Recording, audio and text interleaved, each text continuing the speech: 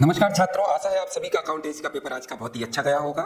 चलिए चेक कर लेते हैं आज का पेपर आपका कितनी एक्सरसाइज सही है और आपके कौन कौन से न्यूमेरिकल सही है, तो कितने मार्क्स आपके आने वाले हैं। चलिए चेक कर लेते हैं। हमारे पास ये सेट बी है।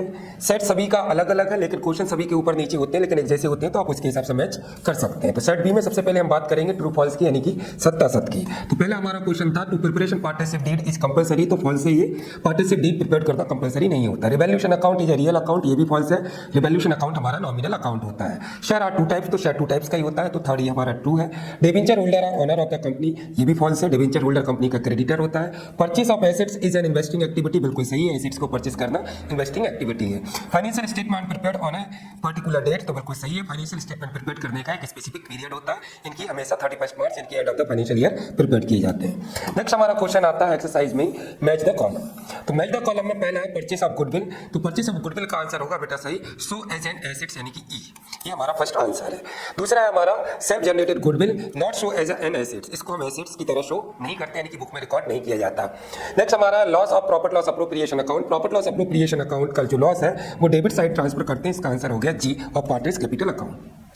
नेक्स्ट हमारा आता है profit on profit loss appropriation account. Profit loss appropriation account का प्रॉफिट कहाँ ट्रांसफर किया जाता है, तो बेटा इसका आंसर है A, credit side of partners capital account, ये हमारा फोर्थ है। Fifth shareholder owner of the company, shareholder जो होते हैं वो कंपनी के ऑनर होते हैं। Fix rate of return, fix rate of return बेटा प्रेफरेंस शेयर पर होता है, इसका सही आंसर होगा डी। रिटर्न नॉट फिक्स, जो रेट ऑफ रिटर्न होता है वो कौन से शेयर पर फिक्स नहीं होता, इक्विटी शेयर, सही आंसर हो गया बेटा सी, ये हमारा हो गया मैच द कॉलम। नेक्स्ट हमारा क्वेश्चन आता है वन वर्ड में बट, तो वन वर्ड हमारा पहला क्वेश्चन है, the provision of which act applies in the absence of partnership deed, तो इसका आंसर हो जाएगा बेटा 1932। नेक्स्ट हमारा क्वेश्चन आता है, the amount of goodwill brought by new partner is distributed to old partner in which ratio. New partner जो goodwill लाता है उसे ओल्ड पार्टनर के किस रेशियो में बांटा जाता है, तो बेटा याद रखना इसको हम बांटते हैं सैक्रिफाइसिंग रेशियो में। किस रेशियो में? सैक्रिफाइसिंग रेशियो में। हिंदी में बात करें तो त्याग अनुपात में। नेक्स्ट हमारा आता है on retirement of a partner, the existing partner will pay his share of goodwill to him in which ratio. Partner जब रिटायर होता है तो रिमेनिंग पार्टनर रिटायरिंग पार्टनर को किस रेशियो में गुडविल पे करते हैं, तो याद रखिएगा इसको पे करते हैं बेटा गेनिंग रेशियो में। इसका आंसर हो जाएगा गेनिंग रेशियो, यानी कि हिंदी में हम बात करें तो ये हो जाएगा बेटा लाभ प्राप्ति अनुपात। नेक्स्ट हमारा है on dissolution bank overdraft is transfer to which account. Bank overdraft किस अकाउंट में ट्रांसफर होता है डिसोल्यूशन पर, तो याद रखना बेटा रियलाइजेशन अकाउंट। कौन सा अकाउंट? Realisation account. हिंदी में बात करें तो वसूली खाता। नेक्स्ट हमारा आता है public company must use which word at the end of its name. एक पब्लिक कंपनी अपने नाम के लास्ट में क्या यूज करती है, तो लिमिटेड वर्ड यूज करती है, इसका आंसर हो जाएगा बेटा लिमिटेड। हिंदी में बात करें तो सीमित। नेक्स्ट हमारा आता है फाइनेंशियल स्टेटमेंट इग्नोर्स विच एस्पेक्ट। फाइनेंशियल स्टेटमेंट वित्तीय विवरण किस एस्पेक्ट को इग्नोर करते हैं, तो ये इग्नोर करते हैं बेटा क्वालिटेटिव फैक्ट को। किसको? क्वालिटेटिव एस्पेक्ट को। नेक्स्ट हमारा आता है cash paid to employee is which type of activity. Employee को जो हम कैश पे करते हैं यानी कि सैलरी पे करते हैं वो किस टाइप की एक्टिविटी है, तो बेटा ये है ऑपरेटिंग एक्टिविटी। कौन सा? Operating activity. हिंदी में बात करें तो संचालन क्रिया। नेक्स्ट हमारा क्वेश्चन आता है बेटा मल्टीपल चॉइस। तो मल्टीपल चॉइस का हमारा पहला क्वेश्चन है, वैसे तो बहुत आसान इजी एक्सरसाइज है। Interest on capital in the absence of partnership deed, deed के एब्सेंस में कैपिटल पर इंटरेस्ट तो इज नॉट पेड। नेक्स्ट हमारा आता है on admission of a partner undistributed profit is transfer to which account. Admission के time पर undistributed profit किस अकाउंट में ट्रांसफर करते हैं, सही आंसर है बेटा ए, ओल्ड पार्टनर्स के कैपिटल अकाउंट में। Which account is prepared for a sale of assets. Sale करते हैं एसेट्स को, कौन सा अकाउंट, तो डिसोल्यूशन के टाइम पर हम एसेट्स को सेल करते हैं, सही आंसर होगा A, realization account. Interest rate on call in arrears as per table lab, table app के अनुसार एरियर्स कॉल पर इंटरेस्ट पर 10% चार्ज किया जाता है, आंसर होगा सी। नेक्स्ट हमारा आता है बेटा 5th नंबर का, the balance sheet of a company is prepared according to which schedule of the Indian company act 2013, तो शेड्यूल बेटा 3rd, सही आंसर होगा बेटा C. Cash flow statement is related to accounting standard 3, सही answer है बेटा ए। Next हमारा question आता है फिल इन द ब्लैंक। तो फिल इन द ब्लैंक का लास्ट हमारा क्वेश्चन बचता है एक्सरसाइज का, all the partners are collectively called as. सभी पार्टनर कलेक्टिवली क्या कहलाते हैं, तो आंसर होगा बेटा फर्म। हिंदी में आपने लिखा होगा तो सार्थ। नेक्स्ट हमारा आता है sacrificing ratio is always dash gaining ratio. Sacrificing ratio हमेशा इक्वल होता है किसके बेटा, गेनिंग रेशियो यानी कि बराबर।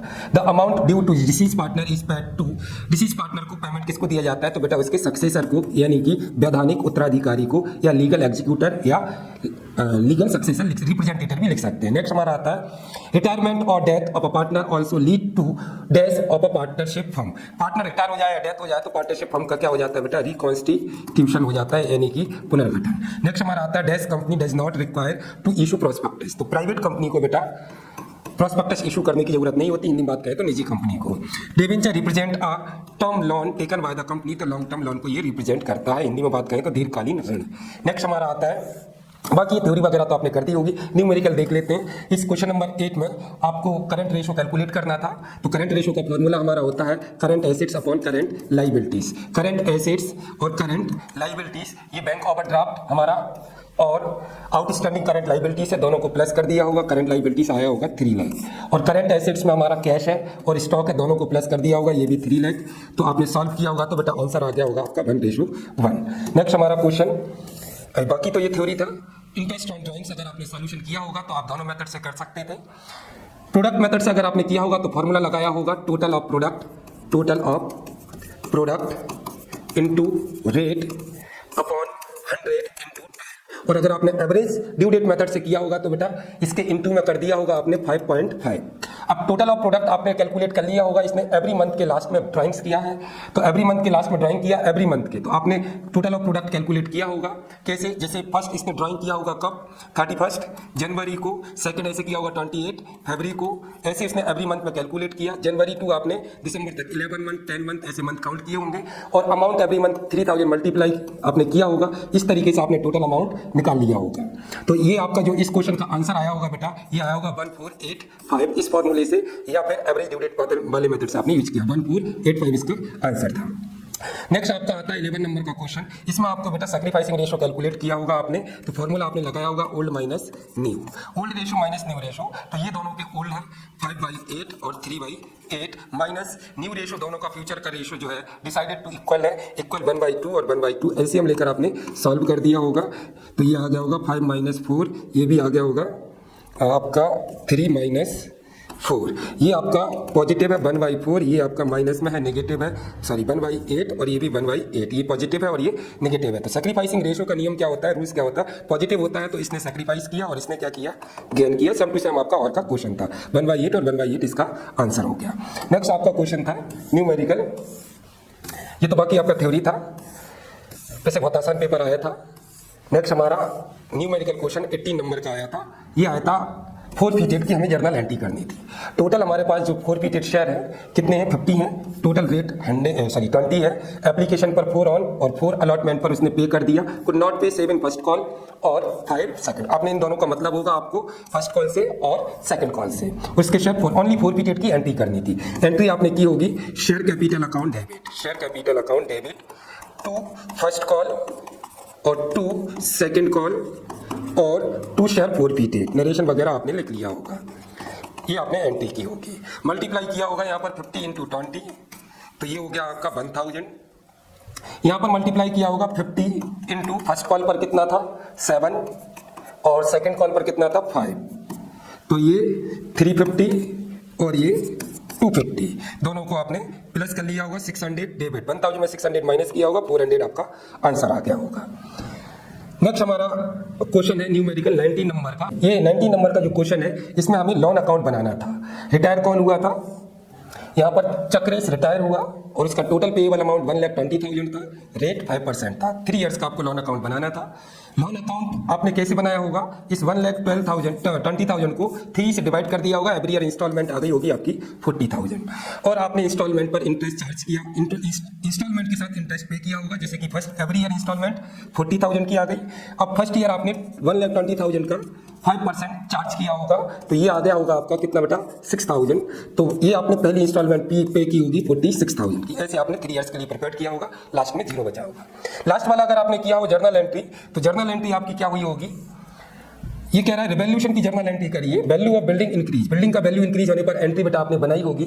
बिल्डिंग अकाउंट डेबिट, एसेट्स में इंक्रीज डेबिट होता है जर्नल एंट्री में, बिल्डिंग अकाउंट डेबिट और टू रिवैल्यूएशन अकाउंट अमाउंट आपने लिख दिया होगा। और स्टॉक हमारा डिक्रीज हो रहा है, एसेट्स है, तो इसकी एंट्री होगी बेटा revaluation account debit. Revaluation account को आपने डेबिट किया होगा और 2 में लिखा होगा स्टॉक, क्योंकि एसेट्स डिक्रीज हो रहा है। इसका एंट्री क्रेडिटर लाइबिलिटी से डिक्रीज हो रहा है, तो इसकी एंट्री की होगी आपने बेटा creditors account debit to revaluation account. तो ये आपका जर्नल एंट्री हो गया। नेक्स्ट आपका आता है न्यूमेरिकल क्वेश्चन। ये तो थ्योरी था, आपने कर लिया होगा, बहुत आसान पेपर था। नेक्स्ट हमारा क्वेश्चन आता है बेटा न्यूमेरिकल में। A and B are partner, ये रेशो दिया है, गिवन गारंटी वाला क्वेश्चन है। तो गारंटी इन दोनों ने गारंटी मिली किसको बेटा? सी को। और गारंटी किसने दी? बी, ए और बी ने। जो भी डिफिशियंसी होगा उसको मेट कौन करेगा? ए और बी। आपने एडजस्टमेंट करके सोल्यूशन कर लिया होगा, प्रॉफिट लॉस अप्रोप्रिएशन अकाउंट बनाया होगा, डायरेक्टली आपको शेयर करना है, कोई कैलकुलेशन नहीं था। इसके बाद आपका आता है बेटा गुडविल वाला क्वेश्चन। गुडविल यहाँ पर हमें करना था सुपर प्रॉफिट मेथड से। तो सबसे पहले आपने नॉर्मल प्रॉफिट निकाला होगा 22 लाख का। कितना परसेंट है नॉर्मल रेट ऑफ रिटर्न हमारा?